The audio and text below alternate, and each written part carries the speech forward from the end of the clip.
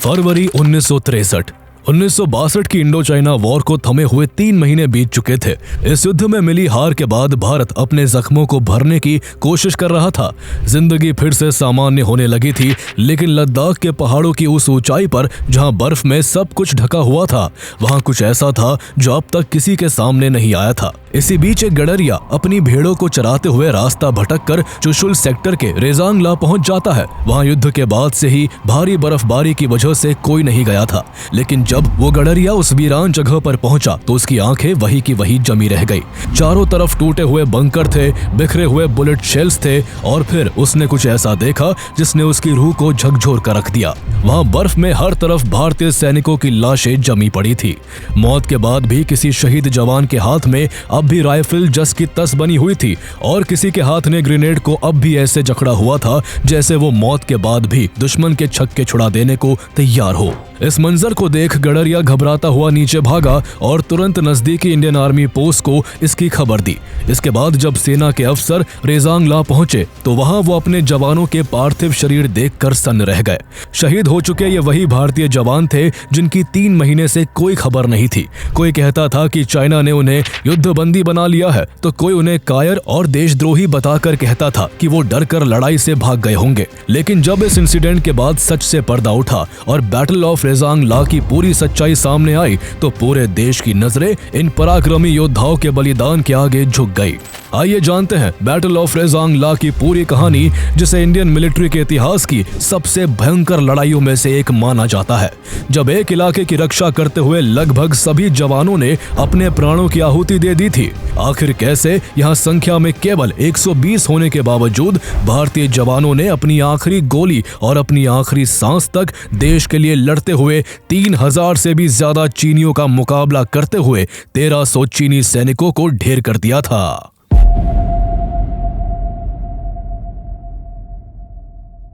India और China के बीच Jammu and Kashmir के अक्साई चिन और नॉर्थ ईस्ट के नेफा यानी नॉर्थ ईस्ट फ्रंटियर एजेंसी को लेकर लंबे समय से तनाव बना हुआ था। सालों से चला आ रहा ये विवाद एक भयंकर युद्ध में तब बदल गया जब चाइना ने 20 अक्टूबर 1962 को अचानक भारत पर एक बड़ा हमला कर दिया। भारत अचानक से हुए इस हमले के लिए बिल्कुल भी तैयार नहीं था। इसका नतीजा ये हुआ कि चीन ने कई मोर्चों पर भारत को पीछे धकेल दिया और महज 4 दिनों के अंदर कई अहम इलाकों पर कब्जा कर लिया। इस दौरान चीन का ध्यान लद्दाख के ईस्ट में मौजूद चुशुल पर भी था, जो स्ट्रेटेजिकली बेहद अहम इलाका था। यहाँ भारत की एक एयर स्ट्रिप मौजूद थी जो युद्ध के समय सैनिकों और हथियारों की आवाजाही के लिए बेहद जरूरी थी। चुशुल के इस एयर स्ट्रिप की सुरक्षा के लिए रेजांग ला एक बेहद की डिफेंस पॉइंट था। रेजांग ला वो पहाड़ी दर्रा है जो लगभग 17,000 फीट की ऊंचाई पर स्थित है। अगर चीन समय से रेजांग ला पर अपना कंट्रोल कर लेता तो उसका केवल चुशुल की एयर स्ट्रिप पर ही नहीं बल्कि इस पूरे सेक्टर पर दबदबा हो जाता। चाइना की इसी संभावित योजना को भांपते हुए भारत ने 24 अक्टूबर 1962 को मेजर शैतान सिंह भाटी के नेतृत्व में 13 कुमाऊं रेजिमेंट की चार्ली कंपनी की एक टुकड़ी को चुशुल एयर स्ट्रिप की रक्षा के लिए रेजांग ला भेजा। इस टुकड़ी के ज्यादातर जवान हरियाणा से थे और वो अपनी जिंदगी में इतनी ठंड और बर्फबारी का एक्सपीरियंस पहली बार कर रहे थे। यहाँ टेम्परेचर -30 डिग्री तक चला जाता था, इसलिए ठंड इतनी ज्यादा थी कि कच्ची सब्जियां और फल बाहर निकालने पर कुछ पल में ही जमकर पत्थर बन जाते थे। इस ठिठुरन भरी ठंड में चढ़ाई कर रहे भारतीय जवानों के दांत से दांत बज रहे थे और सांस छोड़ते हुए उन्हें ऐसा महसूस होता था जैसे नाक से निकलती हवा भी जम जा रही हो। परेशानी सिर्फ इतनी नहीं थी, इन जवानों को एक शॉर्ट नोटिस पर जम्मू एंड कश्मीर के बारामूला से रेजांग ला भेज दिया गया था, लेकिन उनके पास ना तो एक्सट्रीम कोल्ड के लिए प्रॉपर गर्म कपड़े थे और ना ही कोई स्पेशल बूट्स थे। रेजांग ला की सिचुएशन इतनी जटिल थी कि यहाँ आसपास स्टैब्लिश इंडियन आर्टिलरी और रेजांग ला के बीच एक ऊंची पहाड़ी मौजूद थी, जिस वजह से युद्ध के दौरान यहाँ आर्टिलरी सपोर्ट मिल पाना और रीइंफोर्समेंट भेज पाना काफी मुश्किल था। ऐसे हालात में भी भारतीय सैनिकों के पास दुश्मन का मुकाबला करने के लिए पुरानी और आउटडेटेड .303 राइफल्स थी, जिन्हें हर बार फायर करने के बाद दोबारा मैनुअली रीलोड करना पड़ता था। इन राइफल्स के अलावा उनके पास केवल 9 light machine guns, 3 2 inch motors, 2 3 inch motors और 500 हैंड ग्रेनेड्स थे। वहीं दूसरी ओर चाइनीज सोल्जर्स के पास भारत से कई गुना एडवांस 7.62 सेल्फ लोडिंग राइफल्स थी, साथ ही medium machine guns, 120 mm mortars, 132 mm rockets और रिकॉइललेस राइफल्स जैसी ताकतवर वेपनरी थी। प्रेजांग ला पहुंचने के बाद मेजर शैतान सिंह ने अपने 120 जवानों को 3 प्लेटून्स में बांट दिया। 35 सोल्जर्स वाली प्लेटून 7 नॉर्थ के फॉरवर्ड स्लोप पर नायब सूबेदार सुरजा राम की अगुवाई में तैनात की गई। 40 सोल्जर्स की प्लेटून 8 सदर्न एरिया में नायब सूबेदार हरिराम के नेतृत्व में मोर्चा संभाले थी और 40 सोल्जर्स वाली प्लेटून 9 प्लेटून 7 के साउथ वेस्ट में कैप्टन रामचंद्र यादव के नेतृत्व में तैनात की गई। इन तीनों प्लेटून्स को लीड करने के लिए एक सेंट्रल कमांड पोस्ट बनाई गई जहां खुद मेजर शैतान सिंह तैनात थे। इस कमांड पोस्ट के करीब 150 यार्ड्स पीछे मोटार्स टीम को स्टैब्लिश किया गया जिसे नायक राम कुमार लीड कर रहे थे। 13 कुमाऊं रेजिमेंट के इन जवानों के लिए इन बर्फीली पहाड़ियों में बिना खास गर्म कपड़ों और बिना अच्छे खाने के हर दिन गुजारना भी एक युद्ध लड़ने जैसा ही था। इंडो चाइना वॉर को शुरू हुए कई हफ्ते बीत चुके थे और दूसरे मोर्चों पर घमासान जारी था, लेकिन रेजांग ला में अभी तक चाइना की तरफ से कोई सीधी कार्रवाई नहीं हुई थी। मेजर शैतान सिंह हर रोज सभी प्लेटून्स का दौरा करते और जवानों को हर परिस्थिति के लिए तैयार रहने के लिए प्रेरित करते। इस दौरान दूसरे मोर्चों से आ रही युद्ध की खबरें ये जवान ऑल इंडिया रेडियो पर सुना करते थे। जैसे ही किसी मोर्चे पर चाइना के भारी पड़ने की खबर मिलती, 13 कुमाऊं के जवानों का खून खौल जाता। वो इसकी चर्चा अपने कमांडर मेजर शैतान सिंह से करते हुए कहते, साहब जब हमें युद्ध का मौका मिलेगा तो हम जमकर लड़ेंगे।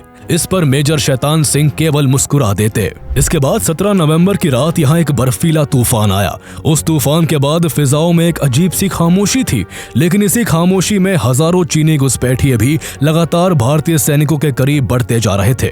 अभी अगली सुबह का उजाला हुआ भी नहीं था कि चाइना की तरफ से कुछ हलचल शुरू हो गई। तीनों प्लेटून के जवानों ने जब अपने बाइनोकुलर्स से नजरें दौड़ाई तो उन्हें कुछ किलोमीटर की दूरी पर चाइना की ओर से एडवांस वेपन और जवानों से खचाखच भरी 32 सैन्य गाड़ियां तेजी से रेजांग ला की ओर आती दिखी। जब तक भारतीय सैनिक कुछ समझ पाते उससे पहले ही सुबह के 3:30 बजे चीन की तरफ से एक लंबा बर्स्ट आया, जिसकी गूंज से पूरा पहाड़ी इलाका कांप उठा। मेजर शैतान सिंह को तुरंत बताया गया कि प्लेटून 8 के सामने से दुश्मन का हैवी फायर आया है। ठीक 4 मिनट बाद नायब सूबेदार हरिराम ने भी उन्हें अपनी पोस्ट से रेडियो पर खबर दी कि करीब 30 चीनी सिपाही हमारी तरफ तेजी से आगे बढ़ रहे हैं। इसके बाद मेजर शैतान सिंह ने अपने सभी जवानों को पोजीशन लेकर गोली चलाने का आदेश दे दिया। जैसे ही चाइनीज सोल्जर्स भारतीय जवानों की फायरिंग रेंज में आए, उन्होंने बिना देर किए उन पर ताबड़तोड़ गोलियां बरसानी शुरू कर दी। केवल 10 मिनट की गोलीबारी में कई चीनी सैनिक मारे गए और कई डरकर पीछे भाग गए। सबको लग रहा था कि पहला खतरा टल गया है, लेकिन असल में ये एक बड़े हमले से पहले की खामोशी थी। भारतीय जवान थोड़े रिलैक्स हुए ही थे कि तभी चाइना की तरफ से सीधा भारतीय पोस्ट के एक 3 इंच मोटार पर एक जोरदार बर्स्ट हुआ। एक ही झटके में मोटार तहस नहस हो गया और 3 भारतीय जवान इसकी चपेट में आकर अपनी जान गंवा बैठे। अपने 3 साथियों की शहादत की खबर ने मेजर शैतान सिंह को झकझोर कर रख दिया। उन्हें जल्द ही स्थिति का अंदाजा हो गया कि दुश्मन भारी मात्रा में एडवांस वेपन्स के साथ आया है। उन्होंने तुरंत अपने सीनियर ऑफिसर को एक रेडियो मैसेज भेजा, रेजांग ला पर चीन की सेना हमला कर चुकी है, हमें तुरंत रीइंफोर्समेंट की जरूरत है। उनके इस संदेश पर दूसरी तरफ से जवाब आया, इस वक्त रीइंफोर्समेंट मुमकिन नहीं है और आगे भी हम कोई मदद नहीं भेज पाएंगे, इसलिए बेहतर होगा आप अपने जवानों के साथ पोस्ट छोड़कर पीछे हट जाए। यानी इस मौके पर अगर मेजर शैतान सिंह चाहते तो वो अपनी और अपने जवानों की जान बचाने के लिए पोस्ट छोड़कर भाग सकते थे, लेकिन मेजर शैतान सिंह की रगों में देश प्रेम और बहादुरी का वो लहू दौड़ता था जिसे रणभूमि में पीठ दिखाना मंजूर नहीं था। सीनियर ऑफिसर्स के आदेश के बाद भी उन्होंने अपनी आखिरी सांस तक देश की रक्षा करने का फैसला किया। उन्होंने अपने सभी जवानों को एक जगह पर इकट्ठा किया और उनसे कहा, हम केवल 120 है, हमें दुश्मनों की सही संख्या मालूम नहीं है, लेकिन हो सकता है वो हजारों में हो। युद्ध में हमारे गोला बारूद कम पड़ सकते हैं, आगे हमें कोई मदद भी नहीं पहुंचाई जाएगी, इसलिए आप में से जो कोई भी अपनी जान बचाना चाहता है वो पीछे हट सकता है, लेकिन मैं अपनी आखिरी सांस तक यही रहकर दुश्मन का मुकाबला करूंगा। अपने कमांडर की इस बात पर वहां मौजूद सभी भारतीय जवानों ने एक साथ जोश भरे स्वर में कहा, साहब हम मर जाएंगे लेकिन ये पोस्ट नहीं छोड़ेंगे। मेजर शैतान सिंह को अपने साथी जवानों की इस बहादुरी पर गर्व था। इसके बाद उन्होंने चीन की सेना का ढंग से मुकाबला करने के लिए स्ट्रेटेजी बनाई।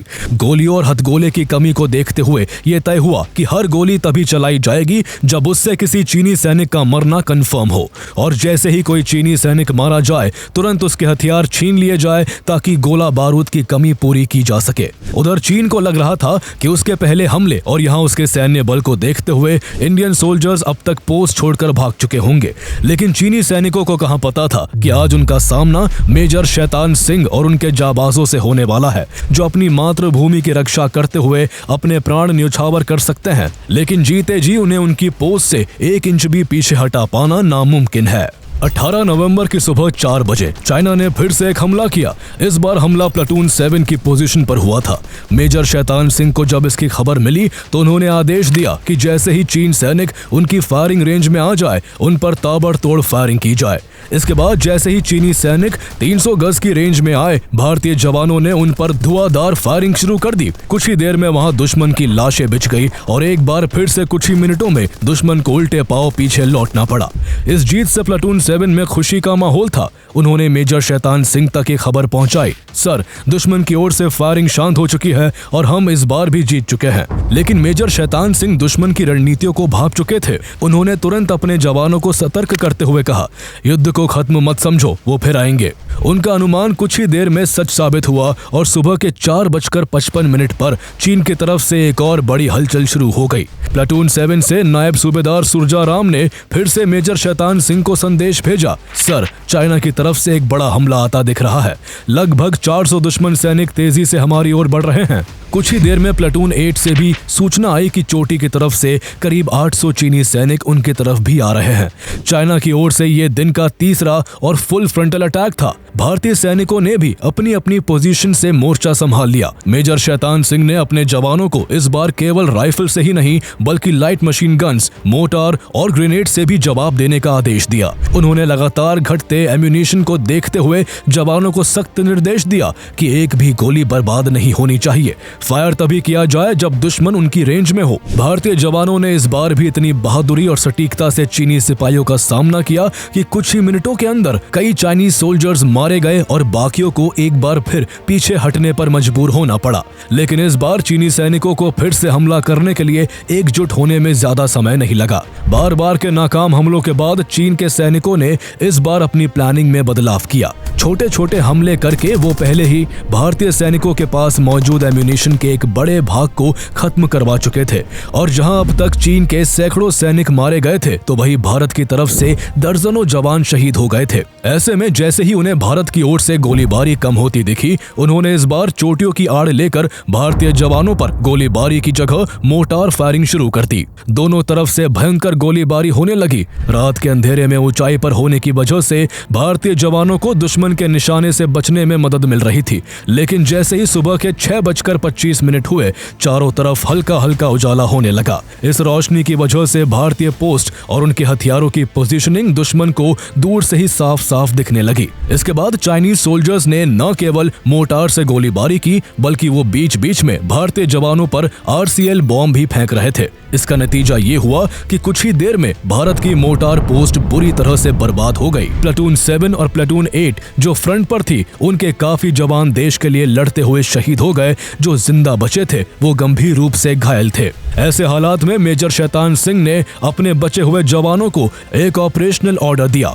लास्ट मैन लास्ट राउंड, यानी आखिरी आदमी अपनी आखिरी गोली तक युद्ध जारी रखेगा। चूंकि प्लाटून 7 की पोजीशन रणनीतिक रूप से काफी अहम थी और यहां भारत की ओर से भारी नुकसान हो चुका था, इसलिए प्लाटून 9 के जवानों को प्लाटून 7 की पोजीशन पर तैनात कर दिया गया। इस दौरान मेजर शैतान सिंह भी अपने साथी की शहादत के बाद खाली पड़े LMG पोस्ट पर तैनात हो गए। उन्होंने वहां से दुश्मन को मुंह तोड़ जवाब देना शुरू कर दिया। कुछ देर तक दोनों तरफ से अंधाधुंध फायरिंग होती रही। चूंकि यहाँ भारतीय फौज को कोई भी आर्म सप्लाई नहीं हुई थी, इसलिए अब तेजी से जवानों की गोलियां खत्म हो रही थी। ऐसे में कुछ जवानों ने दुश्मन से हैंड टू हैंड कॉम्बैट शुरू कर दी। भारतीय सैनिक चीनियों को पहले अपने करीब आने देते और फिर उनके पास आते ही अपनी राइफलों के बेनेट से चीनियों पर टूट पड़ते। लेकिन चाइनीज सोल्जर्स के जैकेट्स इतने मोटे थे कि बेनेट का उन पर खास असर नहीं हो रहा था।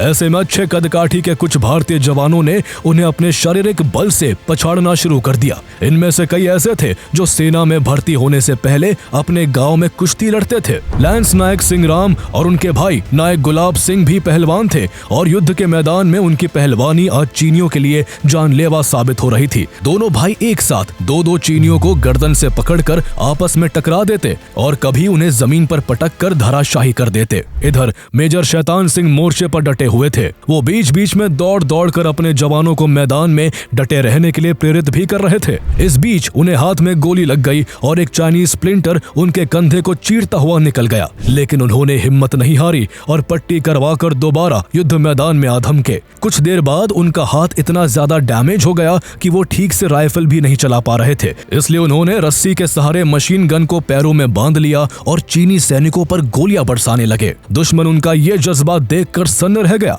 चीनी सैनिकों को इस बात ने चौंका दिया था कि आखिर एक जवान किस बहादुरी तक जाकर लड़ सकता है। दुश्मन को समझ आ चुका था कि जब तक मेजर शैतान सिंह मैदान में टिके हैं, भारतीय जवानों का हौसला यूं ही बरकरार रहेगा। इसलिए इसके बाद चीनी सैनिक मिलकर मेजर शैतान सिंह को निशाना बनाने लगे। कुछ ही मिनट बाद दुश्मन का एक बर्स्ट उनके पेट में जा लगा और पेट से खून का फवारा निकल पड़ा। अपने कमांडर की यह हालत देखकर CHM हरफूल सिंह का खून खौल उठा। उन्होंने तुरंत आगे बढ़कर अपनी लाइट मशीन गन से उस चीनी सैनिक को निशाना बनाया जिसने मेजर शैतान सिंह पर बर्स्ट फायर किया था। लेकिन इस जवाबी हमले में खुद हरफूल सिंह को भी दुश्मन की गोली लग गई। उन्होंने अपने प्राण त्यागने से पहले चिल्लाते हुए कैप्टन रामचंद्र से कहा कि किसी भी कीमत पर मेजर साहब को दुश्मन के हाथ मत लगने देना। बर्स्ट लगने की वजह से मेजर शैतान सिंह के शरीर से काफी खून बह चुका था।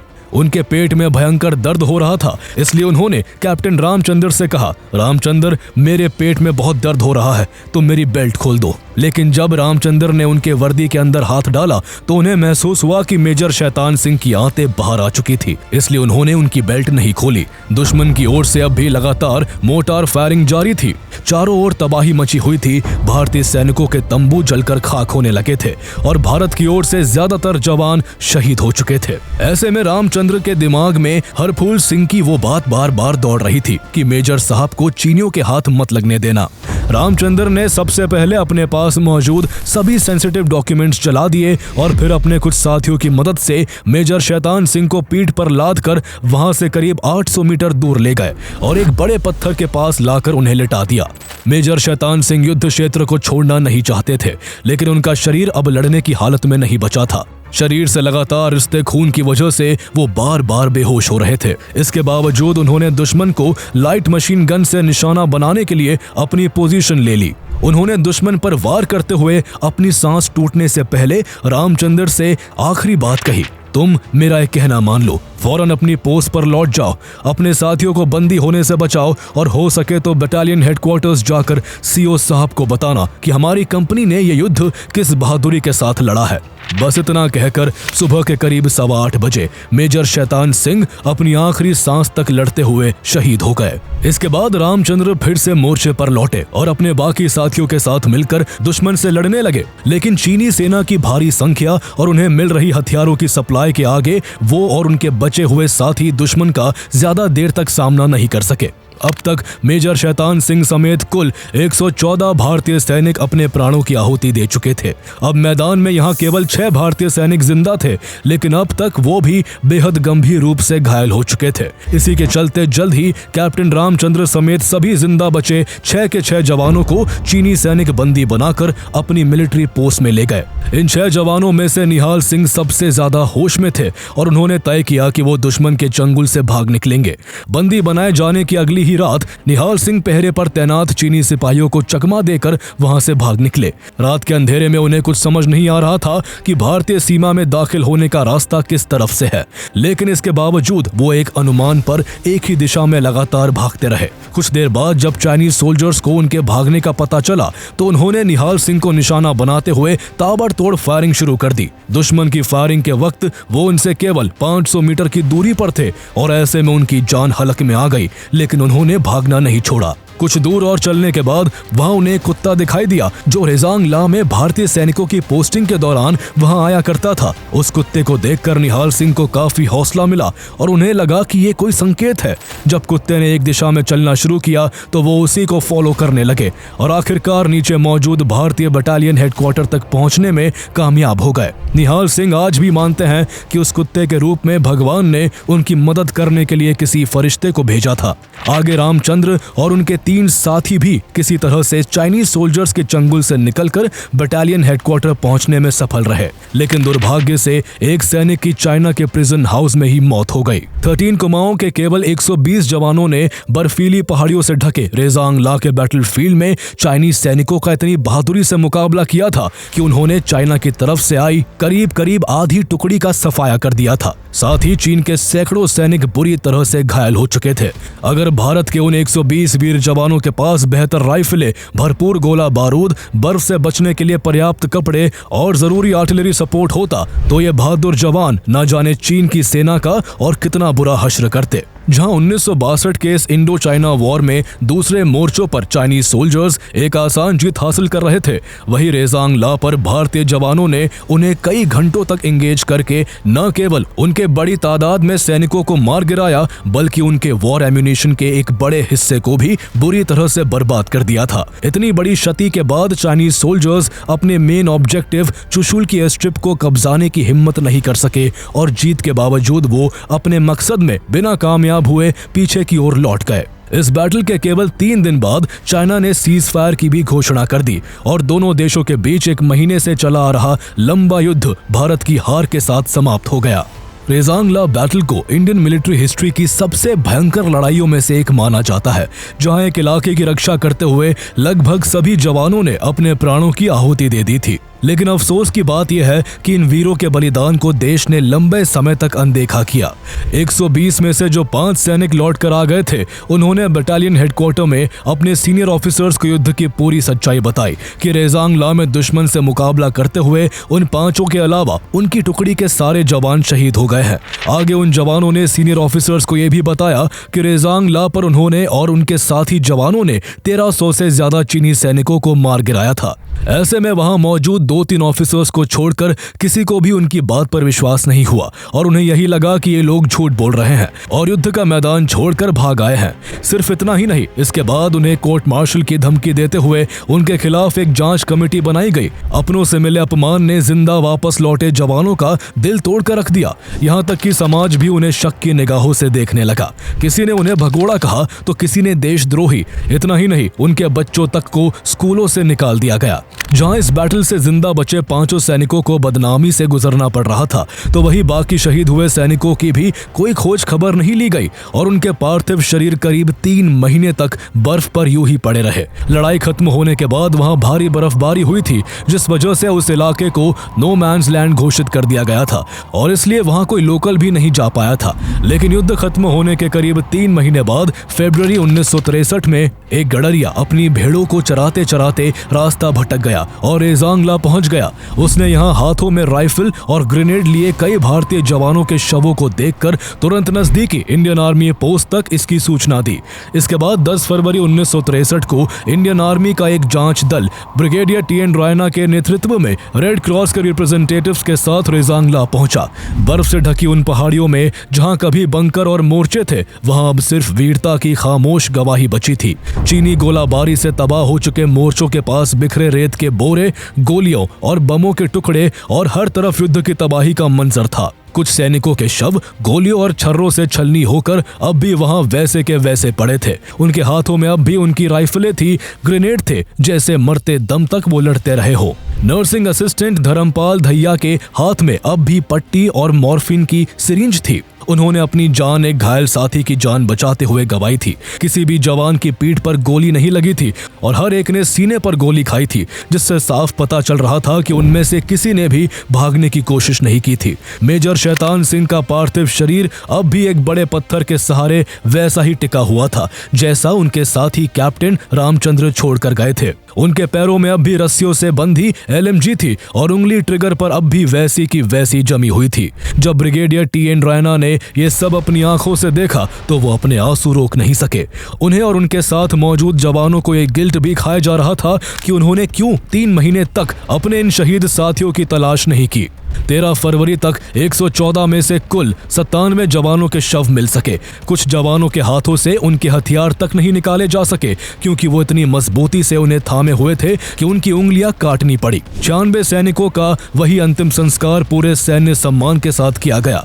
ब्रिगेडियर TN रैना ने खुद अपने हाथों से इन सभी सैनिकों के शवों को सामूहिक चिता की अग्नि दी। इस मार्मिक दृश्य को देखकर वहां उपस्थित हर व्यक्ति की आंखों में आंसू थे और वो उनकी वीरता को याद कर रहे थे। मेजर शैतान सिंह का पार्थिव शरीर अंतिम संस्कार के लिए उनके जोधपुर स्थित घर भेजा गया। भारतीय सेना के इतिहास में यह पहली बार हुआ था जब किसी शहीद का शरीर घर भेजा गया था। उनके अंतिम दर्शन के लिए हजारों लोग सड़कों पर उमड़ पड़े। हर गली, हर नुक्कड़, हर छत पर खड़े होकर हजारों लोग उनकी अंतिम यात्रा को नम आंखों से देख रहे थे। आंखों में भले ही आंसू थे लेकिन सभी का सीना गर्व से चौड़ा था क्योंकि वो अपने शूरवीर को अंतिम विदाई दे रहे थे। इसके बाद इंडियन गवर्नमेंट ने इन जवानों के बलिदान को स्वीकारते हुए मेजर शैतान सिंह को युद्ध क्षेत्र में अद्भुत पराक्रम दिखाने और उनके शानदार नेतृत्व के लिए मरणोपरांत भारत के सर्वोच्च वीरता पुरस्कार परमवीर चक्र से सम्मानित किया। इसके अलावा तीनों प्लेटून कमांडर्स नायब सूबेदार हरिराम, नायब सूबेदार सुरजाराम और कैप्टन रामचंद्र और उनके साथ नायक राम कुमार, नायक गुलाब सिंह, लैंस नायक सिंह राम, नायक हुकुम चंद और नर्सिंग असिस्टेंट धर्मपाल धैया को वीर चक्र से सम्मानित किया गया। साथ ही CHM हरफूल सिंह, हविलदार जय नारायण, हविलदार फूल सिंह और सिपाही निहाल सिंह को सेना मेडल देकर सम्मानित किया गया। साथ ही 13 कुमाऊं रेजिमेंट को बैटल ऑनर रेजांग ला और थिएटर ऑनर लद्दाख जैसे प्रेस्टिजियस टाइटल से नवाजा गया। यहाँ तक कि चाइनीज आर्मी भी उनकी वीरता से इतनी प्रभावित हुई थी कि रेजांग ला से लौटते समय उन्होंने भारतीय जवानों के शवों के पास अपनी राइफल्स उल्टी गाड़ कर उन पर सम्मान के प्रतीक के रूप में अपनी टोपी रख दी थी। साल 1963 में ही इंडियन गवर्नमेंट ने चुशूल में रेजांग ला वॉर मेमोरियल बनवाया जिन पर यहाँ शहीद हुए सभी 114 वीर जवानों के नाम अंकित है। यह स्मारक आज भी हर भारतीय को याद दिलाता है कि देश की मिट्टी को बचाने के लिए किन वीरों ने अपना लहू बहाया था। बैटल ऑफ रेजांग ला भारत और चीन के बीच 1962 में हुए वॉर का एक हिस्सा थी। और अगर आप 1962 इंडो चाइना वॉर की पूरी कहानी जानना चाहते हैं तो आप हमारी पिछली वीडियोस देख सकते हैं जिसका लिंक आपको डिस्क्रिप्शन में मिल जाएगा।